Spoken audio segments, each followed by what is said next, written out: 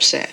And so this is what has happened amongst black people. And I say, going back to the Cress theory, that the attack on the black male by the system of white supremacy, because of its concern about white genetic survival, is what has foundationally caused the collapse of the so-called black family structure, and therefore large numbers of young male children being forced to function without father guidance.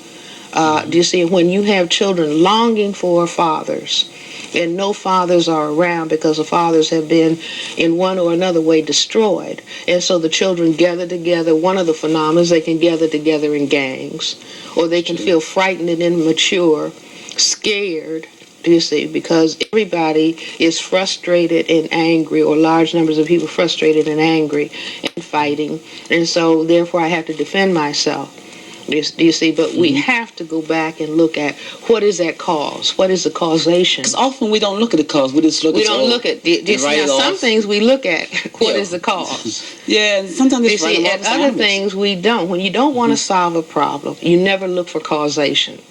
Do you see? If you want the status quo to be maintained, then you start the alphabet at K instead of starting at A. Am I making? Do you see? Yeah. If you want to understand the alphabet, you start at A. Do you see? But if you want to pretend as though you are addressing the problem. You know, that just reminds me, a few years ago, this thing with David Kennedy down in Florida. You know, he died from an overdose of drug, and they had all the studies of why David didn't have his father there and didn't feel his father's love oozing through his hand. Well, by the same token, how many black kids who don't have fathers too, and they don't do no study on them at all? Do you see, if anybody just looked at the issue, what does a male child feel? Do you see, when father's not available to buy a birthday present, to buy Christmas presents, or to give general support? The deep depression that that child is in. One of the psychiatric centers I will not name in our area has an ad that comes on TV, do you see, about an adult male feeling down and depressed, and how, you know, it's so important that relatives and other people understand and call this, you know, mental health treatment center so the person can get help. Do you see? But we can have understanding for an adult who may be sad, but no understanding for a child. Do you see? When that happens, then you know that the society is really in trouble. When there is no understanding about the needs of children. Do you see? Because children are the future.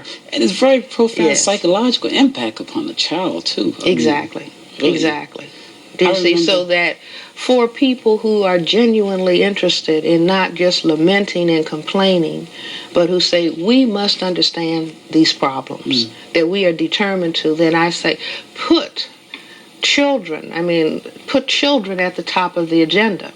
You see, no, we're not going to put our major effort into punishing children. We are going to see where we have failed as older people. Do you see? Because children are invited to the planet. Every child, white, black, brown, red, or yellow, is invited to the planet. That's like being invited to a party. Do you see? And then when you get there, you're hatcheted, as opposed to entertained and fed and allowed to be made comfortable, do you see, and feel whole. You know, that reminds me also about the people who the abortion issue, pro-lifers and all, and that, you know, that whole issue. So concerned about, you know, children that are yet unborn, but don't seem to be so concerned. But the ones who are already here, you allow them to be homeless or to starve. There's a contradiction. Yeah. And I don't need to say any more. And no more needs to be said about that.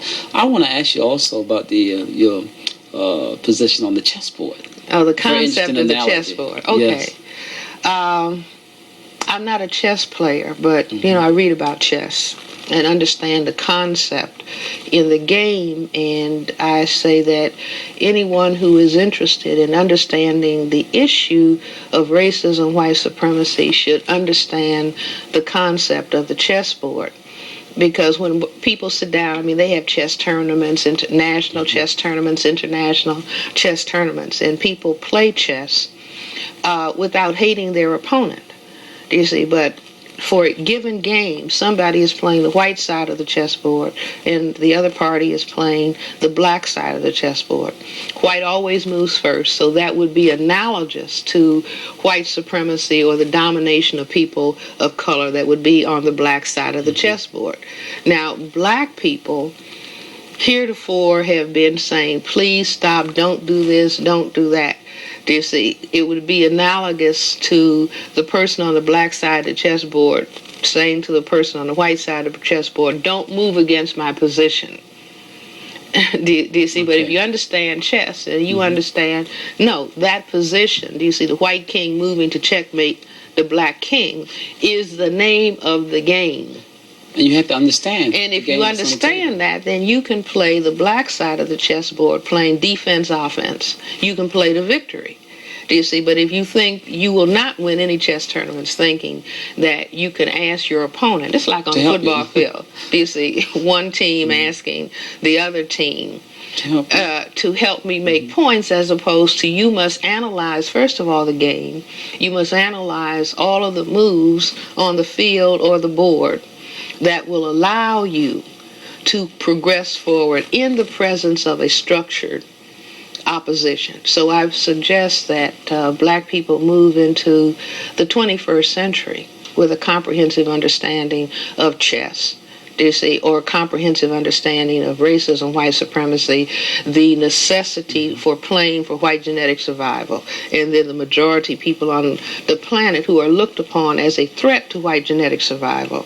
Do you see, playing the opposite side of the chessboard for justice and peace. Dr. Welsing, we're going to take a break right here. We're going to be right back. This is Color Me Poetry.